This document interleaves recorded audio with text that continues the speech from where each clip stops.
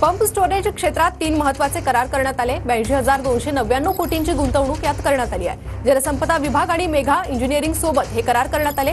त्यासोबतच SJVN limited आणि JSW neo energy सोबतही सामंजस्य करार करण्यात आले। 15,100 मेगावॅट वीज निर्मितीसाठी हे करार करण्यात आले।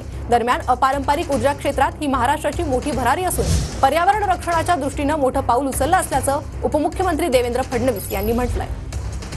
जवळपास आपण 15,000 मेगावॅट वीज निर्मिती करता 3 सामंजस्य करार केले आहेत। जवळपास 82,000 कोटी रुपयाची गुंतवणूक होणार आहे आणि 18,440 लोकांना यातनं एम्प्लॉयमेंट मिळणार आहे। महाराष्ट्राने या पॉलिसीच्या अंतर्गत प्रचंड प्रगती केलेली आहे आणि मला असं वाटतं की भविष्याकरता एक प्रकारे ग्रीन एनर्जी, क्लीन एनर्जी या दृष्टीनं हा एक अतिशय महत्त्वाचा असा निर्णय आणि महत्त्वाचा पाऊल महाराष्ट्राने उचलला आहे।